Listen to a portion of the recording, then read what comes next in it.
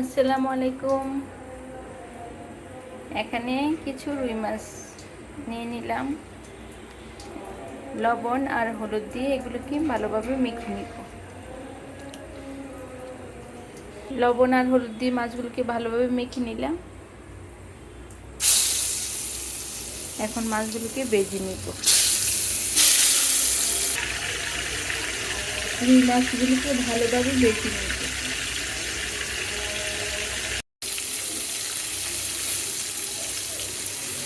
এখানে দিয়ে দিলাম কিছু পেঁয়াজ কুচি। এই পেঁয়াজ কুচিগুলোকেও ভেজে নিব।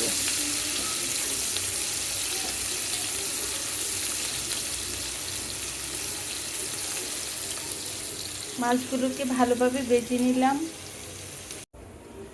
এখানে দিয়ে দিলাম আদা রসুন বাটা, স্বাদ মতো লবণ দিয়ে দিলাম, অল্প একটু পানি দিয়ে দিব। 1 চামচ হলুদের গুঁড়া দিয়ে দিলাম, 1 চামচ মরিচের গুঁড়া দিয়ে দিলাম, 1 চামচ ধনিয়ার গুঁড়া দিয়ে দিলাম, 1 চামচ জিরার গুঁড়ো দিয়ে দিলাম।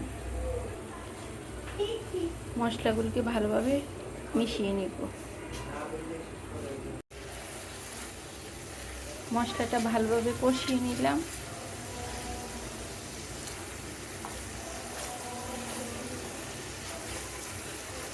এখন দিয়ে দিব মাছগুলো।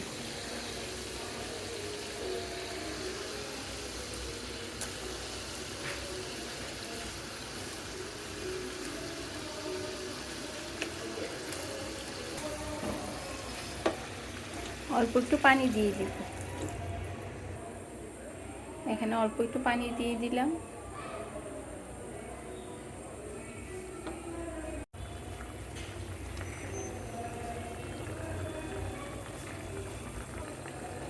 সাথে দিয়ে দিব কিছু কাঁচামরিচ।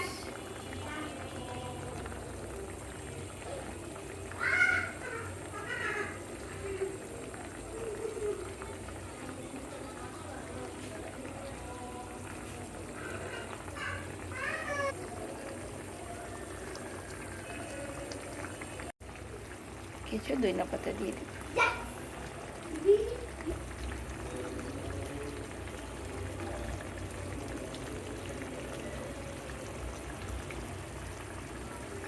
কিছু ধনিয়া পাতা দিয়ে দিলাম।